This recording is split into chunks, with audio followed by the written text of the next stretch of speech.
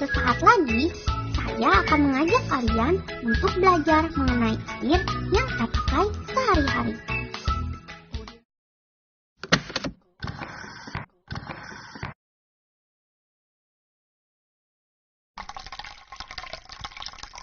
Pernahkah kalian bertanya dari mana kita mendapatkan air bersih dan bagaimana proses pengolahannya sehingga bisa sampai ke rumah kita?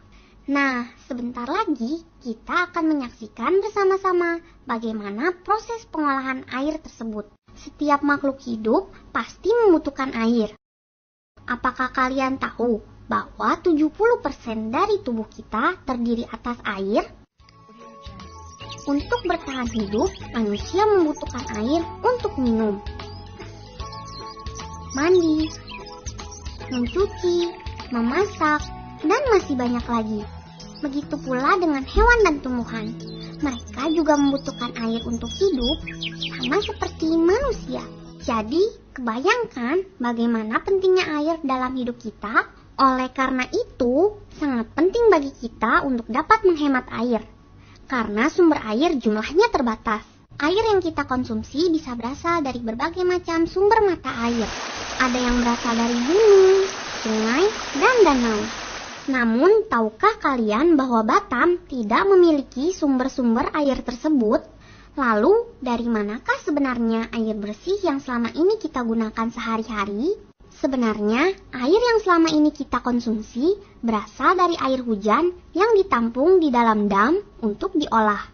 Apakah kalian tahu siapa yang mengolah air hujan tadi agar dapat menjadi air yang layak untuk dikonsumsi? Yuk ikut Blue ke PT Adia Tirta Batam.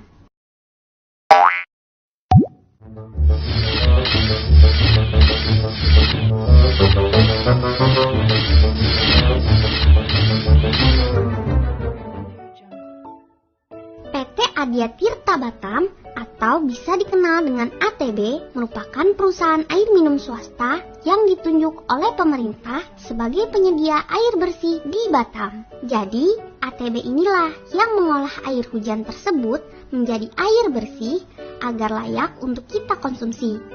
Dan bukan hanya mengolah, ATB juga memberikan pelayanan untuk setiap pelanggan. Lalu, bagaimana sih cara ATB mengolah air hujan tersebut? Pasti penasaran kan? Nah, ayo kita kunjungi langsung salah satu dam terbesar yang dikelola oleh ATB.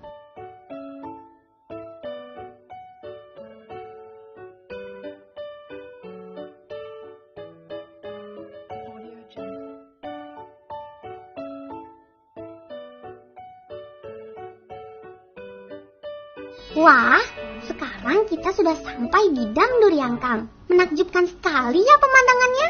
Langsung saja yuk Blue jelaskan ke kalian bagaimana proses pengolahan air di ATB.